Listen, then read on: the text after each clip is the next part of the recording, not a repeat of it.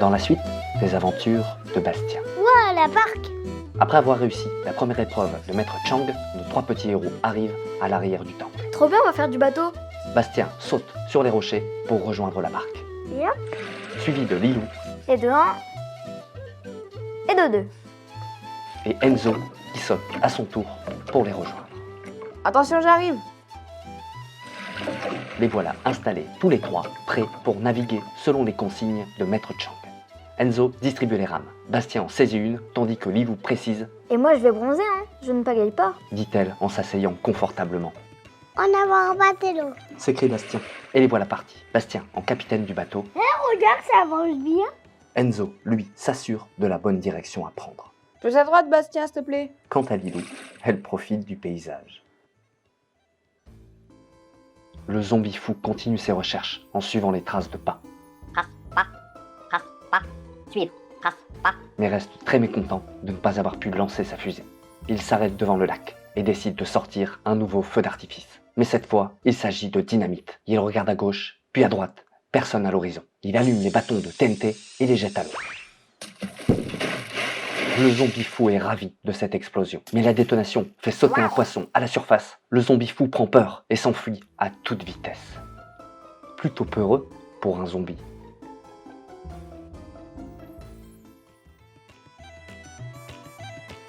Nos petits héros ont fini de suivre le cours d'eau et s'apprêtent à accoster. C'est la fin de l'eau. Remarque Bastien. Il dirige la barque vers la berge, pose les rames, Lilou remet son casque et débarque tous les 3 sur la terre ferme. Enzo, Bastien et Lilou montent la colline pour traverser la route et continuer leur chemin. Lilou a une pensée pour son téléphone et se dit C'est quand même trop bête pour mon tel. Je suis sûre que je l'ai perdu quand le loup m'a attaqué. C'est quoi cette musique? se demande Bastien. C'est toi, Lilo? Non, regardez là-bas. Des bandits!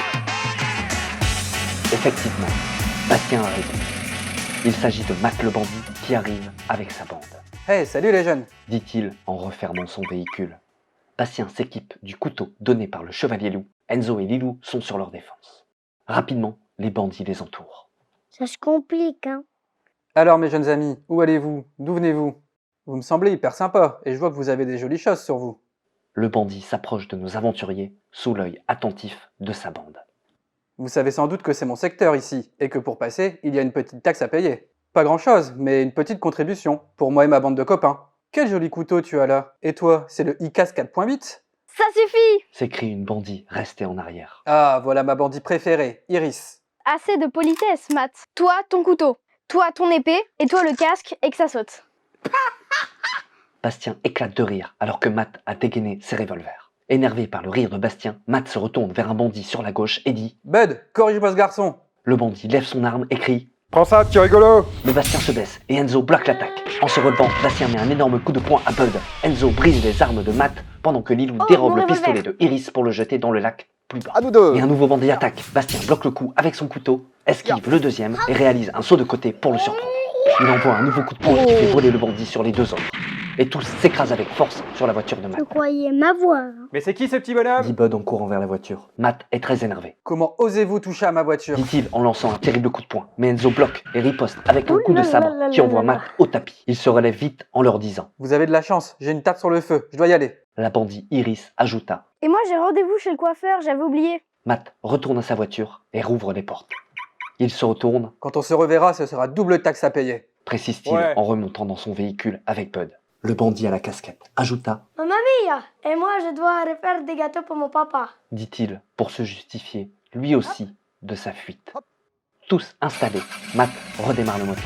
Il fait demi-tour devant nos 3 compagnons, Il nous fonce dessus, là. se demande Lilou, Non, t'inquiète, je pense qu'ils ont compris. dit Enzo en souriant. Les bandits s'éloignent à toute vitesse, En tout cas, cette musique est plutôt entraînante. souligne Bastien. Mais il est l'heure de reprendre la route. On n'a pas de Bastien temps à range perdre. son arme et poursuit le chemin. Enzo et Lilou le suivent sans attendre. Vous avez vu? Le bandit connaissait la marque de mon casque. Plutôt branché comme bandit. Je suis sûre qu'il a TikTok, j'aurais dû lui demander. Se dit Lilou tout en continuant la route. Du côté du village, la police surveille les environs et installe de nouvelles défenses. Le roi arrive pour échanger avec le commandant Pichard sur les recherches avec le druide. Monsieur le roi, Vous avez fait quelque chose à vos cheveux? Oui, j'étais un peu roux dans l'épisode 1, alors j'ai fait un soin. Moi, mon petit secret, c'est que je rajoute une touche de miel dans le shampoing et un jaune Je ne d'œuf. suis pas ici pour parler de recettes pour cheveux, commandant. Désolé. D'après les informations du druide, le zombie qui nous a attaqués est puissant et encore plus la nuit. Je vois que vous êtes armés de canons et de lance-flèches. Espérons que ce soit suffisant. L'attaque arrivera dans la nuit du 7e jour au plus tard. Cela me laisse le temps de trouver un peu de renfort. S'il se passe quoi que ce soit, faites-moi revenir avec Néo, le pilote d'hélico. Je vais chercher après Dame le Viking, son aide pourrait être précieuse. Dame le Viking, j'ai jamais entendu parler. Pichard reprend une gorgée de café pendant que le roi sort de la zone de barrage de police. Je me demande bien en quoi cette aide pourrait être précieuse. Mon instinct de policier me fait sentir que le roi ne m'a pas tout dit. Se dit le commandant Pichard. On retrouve le zombie fou qui essaye toujours du mieux que possible de suivre les traces de pas. Le zombie adore ce jeu de piste et continue son avancée plus déterminé que jamais. Et d'un coup, son attention fut attirée par quelque chose au sol. Il s'approche avec prudence, analyse et finit par ramasser l'objet. C'est le portable de Lilou. Le zombie est intrigué par cette boîte qui vient de s'allumer. Il appuie sur le téléphone à plusieurs reprises et sans le vouloir, déclenche une fonction. Bienvenue sur le GPL, Global Position Lilou. Recherche de la localisation du casque en cours. Recherche en cours. Localisation terminée. Direction ouest. Temps estimé 2 jours, 3 heures, 10 minutes. Continuez tout droit sur 50 mètres, puis tournez Le à zombie droite. fou est ravi de cette découverte. Il compte bien suivre les indications pour voir où cela le Tournez mène. à droite. Tournez à droite. Non, l'autre droite. Top cool boîte. Continuez tout droit sur 44 km. Pendant ce temps, nos 3 aventuriers progressent dans leur parcours. Ils arrivent à l'entrée de la forêt de Nana, Cette forêt semble immense. Il ne faudra pas se perdre. dit Enzo. Au même moment, le casque qui de qui Lilou se fait met à ça sonner et à vibrer. Je sais pas, regardez, il y a une lumière verte à l'arrière. Oh, elle disparaît. Tu ne connais même pas toutes les fonctions de ton casque? Ah non, c'est bon, la notice ça a fait 250 pages, j'ai pas envie de lire moi. Ça doit être l'indicateur de batterie du casque ou je sais pas. Et regardez, il y a un panneau qui indique par où aller. Lilou se dirige vers le panneau pour l'observer de plus près. Elle paraît trop mimée cette petite fée. Vous croyez qu'elle a des téléphones? Demande-t-elle en remettant son casque. J'espère pour toi. Mais dans tous les cas, on cherche jusqu'à demain matin maxi. Bonne idée. Allez, on y va alors, on va chercher un nouveau Fontel. Ainsi, notre C'est trio reparti. s'engage dans la forêt à la recherche de cette petite fée. Ton casque s'allume encore, Lilou? Remarque Enzo. Ouais, ben quand il fera nuit, t'auras une lumière au moins. Encore une fois. C'est bon Enzo, hein, tu vas pas me le répéter à chaque fois. C'est un truc de batterie, moi je te dis. Dit-elle en s'enfonçant en première dans la forêt.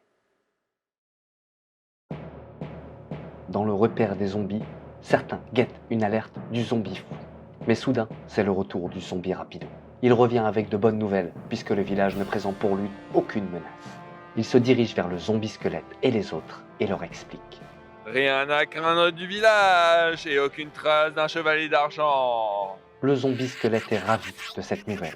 Cependant, pour assurer sa victoire, il se retourne vers le zombie torche et lui demande de partir pour des recherches. Il souhaite retrouver son ogre. L'attaque étant prévue dans 7 jours, cela lui laisse le temps d'avoir une armée encore plus puissante.